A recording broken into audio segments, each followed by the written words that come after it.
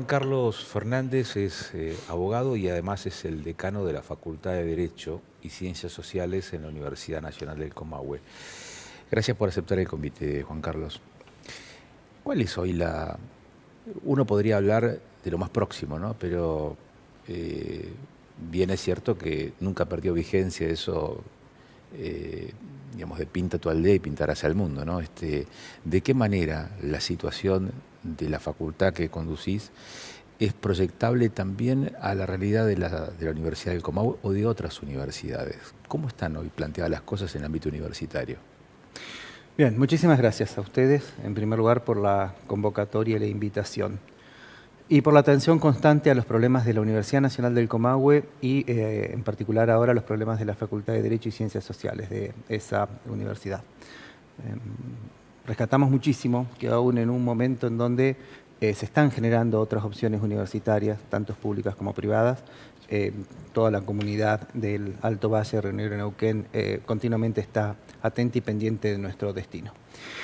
La situación universitaria nacional, dentro de la cual se enmarca obviamente la situación de la Universidad Nacional del Comahue y luego de la facultad, es crítica desde distintas perspectivas y dimensiones, y desde ese punto de vista también puede ser concebida como una oportunidad, como todas las crisis. Todos ya sabemos que hay una crisis financiera y económica de financiamiento. Ya hemos hablado muchísimo, todas las autoridades universitarias, sobre la radical y muy profunda restricción financiera y presupuestaria que tenemos. Desde hace 1 año y medio, 2 años, que las universidades están funcionando en términos generales con presupuestos prorrogados, lo que no solo no permite tener dinero, sino previsibilidad, aun cuando cruzando un año se logren algunos aportes extraordinarios. Esos aportes tienen un carácter de singularidad que impide generar proyectos a largo y a mediano plazo seguro, y a corto plazo muchísimas veces también existe el impedimento. Ahora, a la vez que existe esta profundísima restricción presupuestaria, hay que considerar otros 2 parámetros que enmarcan la situación de la universidad actual. En primer lugar, que la situación socioeconómica general también es delicada. Y eso hace que los alumnos, las alumnas, los estudiantes que van a la universidad pública en general tengan una situación de vida general, ellos mismos y sus familias, que le implican una serie de restricciones para ir a estudiar, y si pueden ir a estudiar, para tomar decisiones respecto al avance de sus carreras o profundidad en el estudio. Ese contexto nunca puede ser desconsiderado. Ya esto lo habíamos visto, una opción que pretendiera únicamente ver cómo las universidades tienen más dinero y se olvidara de la situación socioeconómica general, no sería de ningún modo una salida adecuada, porque en el mediano plazo implicaría también una caída importante en la calidad académica y en las posibilidades académicas. En segundo lugar, esta situación de restricción financiera discursivamente está atada a una deslegitimación de la generación del conocimiento, no solo contra las universidades públicas, sino con respecto también a otros ámbitos de generación del conocimiento, como es CONICET. Siempre las universidades y los institutos de investigación han tenido por definición una perspectiva crítica. Lo que debe hacer el ámbito universitario y otros ámbitos de generación de conocimiento es poner en análisis continuamente todas las facetas de la vida social, económica, cultural, política, y también otros aspectos de las denominadas ciencias duras que permiten realizar avances o modificaciones. La universidad, por definición, tiene que ser crítica. Los institutos de investigación, por definición, tienen que ser críticas. Cuestionar, deslegitimar al ámbito universitario, justamente por ese carácter crítico, es deslegitimar al mismo concepto de universidad. Y hoy, esa universidad que se pretende deslegitimar, además, tiene que ser revisada profundamente. La indicabas cuando comenzabas recién que pinta tu aldea y pintarás el mundo. Y tanto en el mundo como en nuestra aldea, hoy los procesos educativos tienen que ser profundamente revisados. Por la proliferación del conocimiento en el mundo virtual, por el cambio de muchas prácticas sociales y una democratización profunda, derivada, entre otras cuestiones, de la existencia de un mayor conocimiento por las redes. Esto es lo que hace a la oportunidad, el sentido de oportunidad que hacías referencia recién, como para revisar el sistema educativo. Puede ser entendido desde ese punto de vista, sí. Sí, pero además hay que enfatizar la necesidad de un acompañamiento institucional profundo. Sí. Hay una crisis financiera profunda. ¿Qué sería un acompañamiento institucional? Hay una crisis financiera profunda, hay una crisis institucional profunda, y en esta crisis es que la Universidad Argentina tiene que reflexionarse, y lo está haciendo. No solo en sus prácticas administrativas, sobre las cuales tanto se ha insistido, sino también en sus prácticas académicas de generación de conocimiento, didácticas y pedagógicas. ¿Qué sería el acompañamiento institucional? Sí. La revisión del modo en que se enseña, la revisión del modo en que se genera conocimiento, la necesidad de modificar lugares donde se enseña, modos en los que se enseña, prácticas administrativas. Es tan imperiosa y profunda que no podría hacerse desde nuestro punto de vista sin un acompañamiento y una incorporación de toda la sociedad y del Estado en este proceso.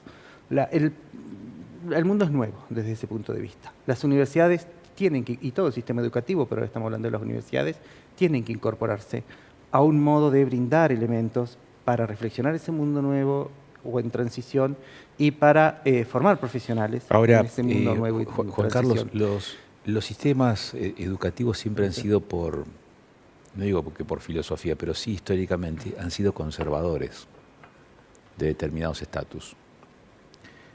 ¿Por qué se podría esperar, digamos, que la universidad tenga o el sistema educativo universitario, o esta universidad particularmente, o esta facultad, de esa vuelta de 180 grados?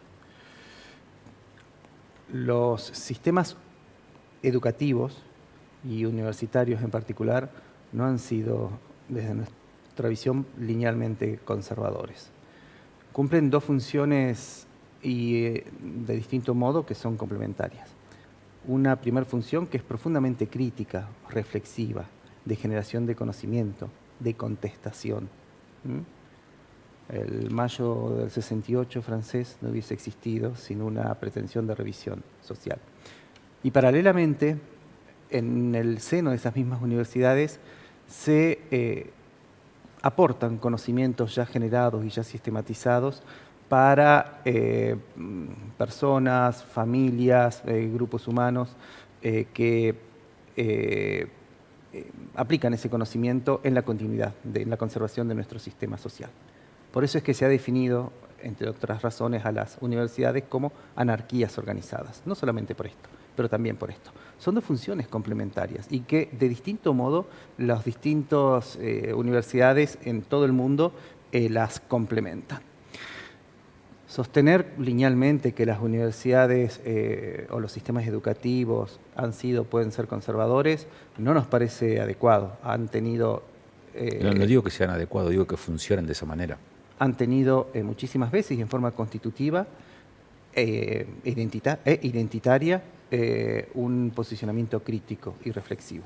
Si no, hubiese sido imposible la generación de conocimiento. Ahora, si ese posicionamiento ha sido siempre crítico o constructivo desde ese punto de vista, ¿por qué entonces esta deslegitimación de las universidades?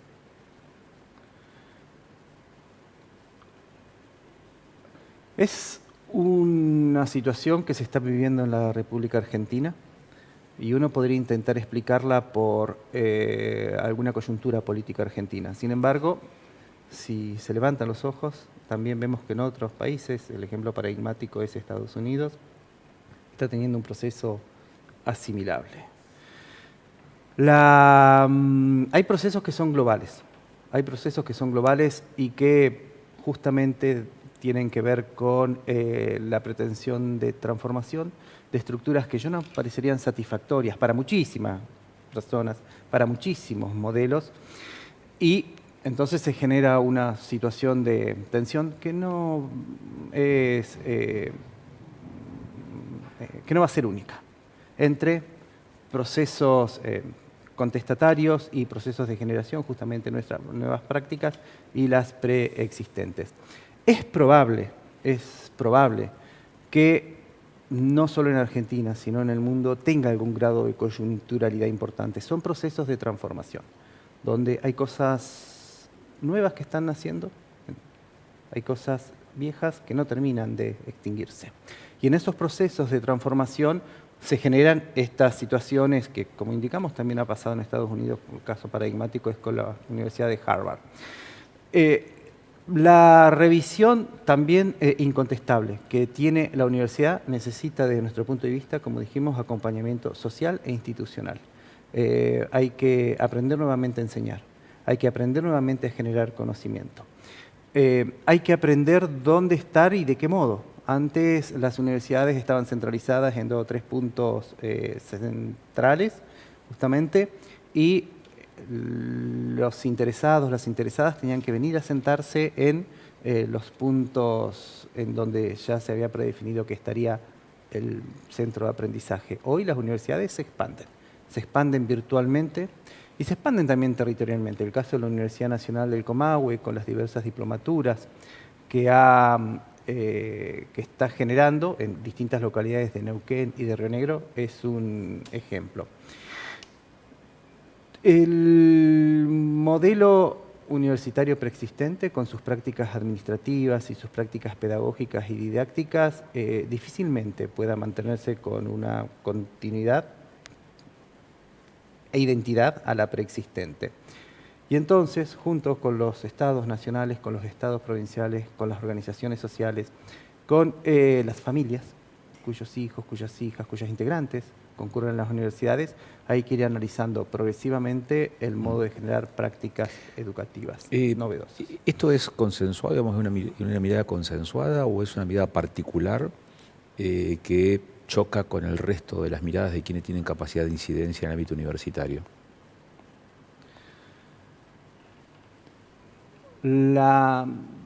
Este es un proceso que está en trámite. Lo podemos ver en distintas situaciones. En el Comahue, ¿cuántos decanos o autoridades de la universidad comparten esta mirada? Bueno, el de la expansión territorial es bastante... Bueno, eso es histórico, porque fue desde la génesis de la Universidad del Comahue. No, hay muchísimas ciudades y que se han ido incorporando. En Río Negro y en Neuquén donde no estaban incorporados. Sí, que se han ido incorporando, pero nació territorialmente, digamos, con expansión territorial, a diferencia del resto de las universidades. Y la de Río Negro tiene un modelo parecido. Sí, pero hay una profundización importantísima en esa perspectiva que no era preexistente. Otro ejemplo, que es también importante a nivel de estudios superiores, es el de los posgrados o los doctorados interinstitucionales. Por poner un ejemplo, respecto a la carrera de abogacía, hay en la Patagonia Argentina, sin considerar a La Pampa, 3 facultades de Derecho. Pero nos desviamos sobre la territorial y sobre la expansión. No. ¿Cuántos directivos, cuántas autoridades, cuántos funcionarios comparten esta mirada transformadora de la universidad? ¿Reflexiva? Sí.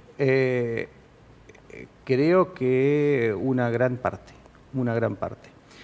El modelo nuevo puede ser y va a ser muy discutido.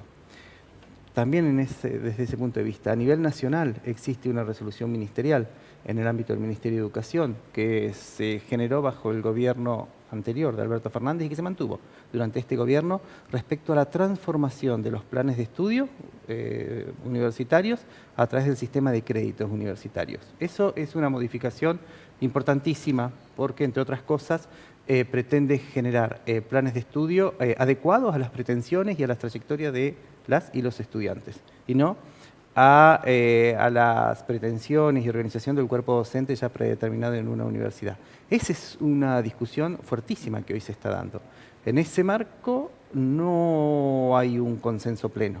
Sin embargo, son discusiones profundas que se están dando y que tienen virtualidad también profunda para transformar todo el sistema educativo. Por supuesto que los debates van a ser radicales, pero es el contexto en donde estamos impelidos a trabajar. Entonces, nos preguntabas, Agustín, por la situación de la facultad, la situación de la Universidad del Comahue y la situación del sistema universitario nacional. Es una época de cambio rotundo, de cambio profundo. Nadie, creo yo, que está discutiendo eso en profundidad. Ahora, esa transformación, lo que implica también para los docentes y los gestores universitarios nuevos aprendizajes, nuevas prácticas, la estamos transitando hoy sin financiamiento suficiente y también sin un acompañamiento institucional nacional como nos gustaría tener. Vos no me lo consultaste, pero quiero recuperar, sí, el acompañamiento de las provincias, de Río Negro y de Neuquén. Tanto la provincia de Río Negro como la provincia de Neuquén han hecho aportes durante estos 2 años que han sido definitorios para la supervivencia en primer lugar y luego para la proyección de la Universidad Nacional del Comahue. Desde la refacción en la ciudad de Neuquén capital del comedor, el salón azul y la posibilidad de pagar los servicios,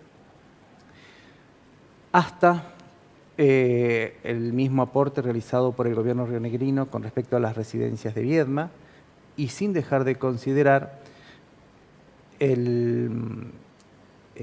los aportes que se han hecho para financiar trayectos formativos específicos como diplomaturas u otras tecnicaturas en distintas localidades. Ese acompañamiento provincial ha sido dirimente, diría yo, para, como dijimos, la supervivencia y luego la proyección de la Universidad Nacional del Comahue. El problema es que está dotado de un carácter de provisoriedad constitutivo. Las universidades nacionales, para desarrollarse y proyectarse, necesitan tener un presupuesto garantizado y sin ese presupuesto garantizado, por supuesto que no puede haber un proyecto a mediano o a largo plazo. Juan Carlos, te agradezco muchísimo la gentileza de darnos estos minutos. Muchas gracias a ustedes y a disposición. Juan Carlos Fernández es el decano de la Facultad de Derecho y Ciencias Sociales de la Universidad Nacional de Comahue.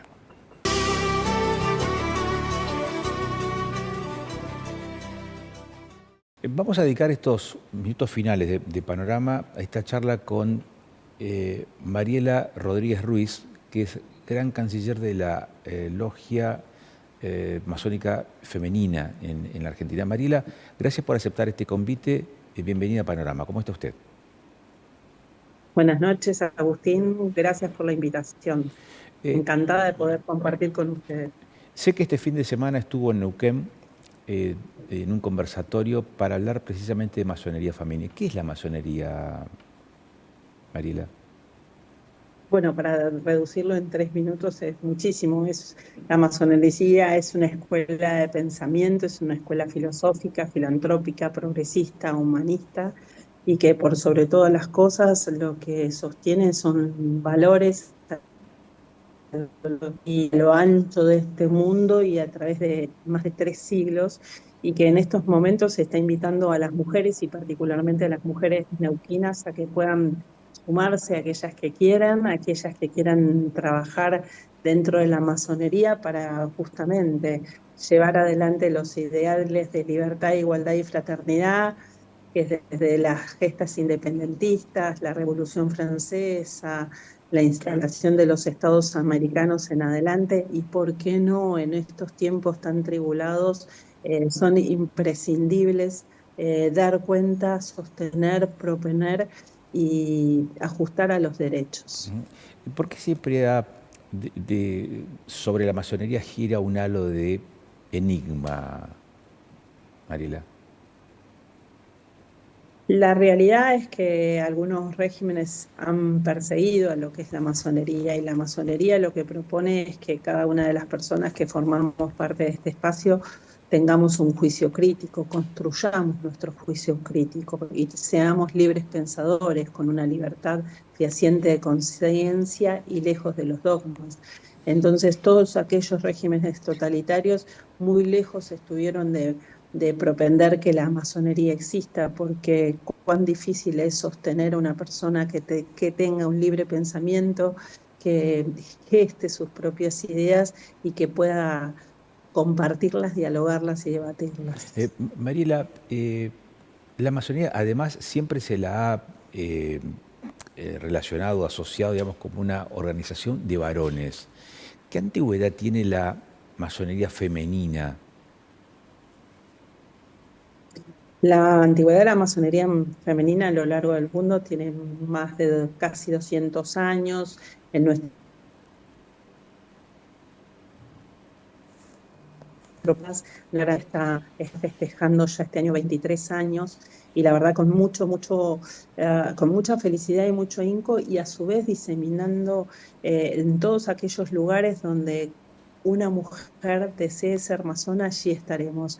Y es la Patagonia Norte y es la ciudad de Neuquén particularmente, que el sábado pasado, el día 14, nosotros siempre decimos que trabajamos en nuestros espacios de labor, que son los talleres, que son las logias, los lugares donde nos encontramos. Por primera vez salió a la luz y fue el día sábado a las conversatorio donde nos pusimos a disposición de todos aquellos neuquinos y neuquinas que querían saber de qué se trata, y que los invitamos a que puedan con nosotros compartir un lindo café, que fue lo que ocurrió el sábado, y a su vez sumar a quien quiera sumarse. La masonería, hay algo muy importante, la masonería no escautea, no va en la búsqueda, siempre espera que aquella persona que tiene deseos de hacerlo se acerque hacia nosotros.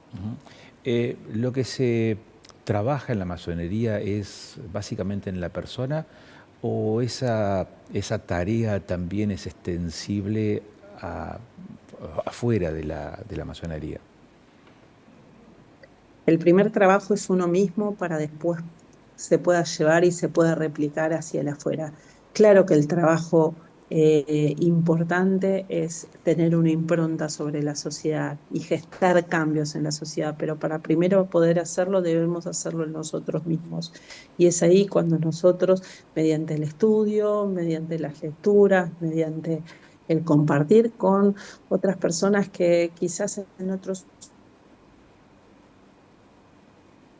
espacios no nos hubiésemos elegido, en esa de la diversidad, nos nutrimos constantemente, y esto podemos trasladarlo fuera. Y hoy la masonería se preocupa de todas aquellas cuestiones que nos preocupan a todos y a todas como ciudadanos y ciudadanos. Por ejemplo, en la provincia de Neuquén es muy importante y muy impactante en nuestros talleres tenemos mujeres del petróleo y mujeres que trabajan dentro de los pozos en diferentes funciones, y todo lo que nos traen ellas de lo que significa trabajar en ese medio. El impacto no es el impacto ambiental solamente, climático y todo lo que ello trae aparejado, sino el impacto antropológico y social en sus familias, en sus seres. Así que la verdad es que para mí ha sido de una riqueza infinita. em, Dialogar con todas ellas y que me cuenten cuál es en estos momentos lo que están atravesando, porque no es la misma Argentina lo que está ocurriendo en Neuquén. Entonces de eso nos nutrimos. No es lo mismo que pasa a las mujeres en Corrientes, las mujeres en Salta, las mujeres en la provincia de Buenos Aires, las mujeres en la capital. Eh, ¿Cuánta gente? Me dejó intrigado para saber cuánta gente participó de ese conversatorio el fin de semana, Mariela. La verdad que estuvo muy nutrido, y no solamente estuvo nutrido por visitantes, sino que gente que pasaba por el café y veía que había movimiento y se nos unía. algunos también hermanos masones que también vinieron y nos visitaron y estaban todas nuestras hermanas y hermanas que también apoyaron el evento, así que la verdad que con muchísimo optimismo de la cantidad de gente que fue. Mariela, le agradezco mucho la gentileza que ha tenido de darnos estos minutos para conversar acerca de la logia masónica y de la masonería femenina. Muchas gracias, ha sido muy amable. Le agradezco a usted y le dejé en sus redes sociales donde pueden encontrarnos, que es en la Gran Logia Femenina de Argentina, en todas las redes sociales, y también en la respetable Logia Hipatia número 7, que es la logia itinerante que recorre todo el país y que en estos momentos también está acompañando a las hermanas de Neuquén, porque hay hermanas que están trabajando en Neuquén, son muchas, y nos da mucha, mucha alegría poder acompañarlas en estos momentos. Que tengan buenas noches. Muchas gracias Bueno, por su generosidad. bueno, que cierre bien el día. Muchas gracias. Mariela Rodríguez Chao. Ruiz es la denominación correcta, es Gran Canciller de la Logia Masónica Femenina de la Argentina. La masonería ha estado presente en el país y en la región. De hecho, en Neuquén ha sido fundada por masones a principios del siglo pasado, y una de las figuras de la masonería más relevantes que ha tenido en esta última parte, en este periodo democrático de la Argentina, 83 acá, ha sido la figura de Alfonsín. Alfonsín también ha sido un presidente de origen masón. Digo, para tener en cuenta algunos aspectos que tienen que ver con esta organización que tiene varios siglos de historia a nivel internacional y que en la Argentina ha marcado hitos importantes en la historia política, institucional, social del país y de las regiones o de las distintas ciudades en donde uno puede estar residiendo. Probablemente te encuentres con digamos, con una extensión de la masonería allí, por este carácter que ha tenido y que tiene de incursionar en la construcción de saberes, pero también en la formación de quienes forman parte de la masonería. Nos estamos despidiendo, nos vamos a encontrar dentro de 7 días, como siempre en Canal de Noticias 24/7, y será el próximo martes, después de las 9 de la noche. Nos despedimos con las letras pandémicas que nos regala todas las semanas Miguel Ángel Sabone. Hasta dentro de 7 días. Letras pandémicas con Miguel Sabone, en Panorama. Te sigo soñando, Garlic. No sé si estar contigo me pone feliz o triste. Yo me siento perdido, no sé expresarme. No sé si tú me quieras o si es demasiado tarde. Me tachan de fracasado y sin equivocarse. Cuán fácil es perderse en los laberintos de tu propia historia, en los vericuetos de la libertad, en las aperturas de tus decisiones, ya que cada una de ellas nos compromete, enfrentándonos constantemente al miedo a la obligación, tratando de no pagar los costos, por no querer asumir el riesgo, especialmente el riesgo a perder.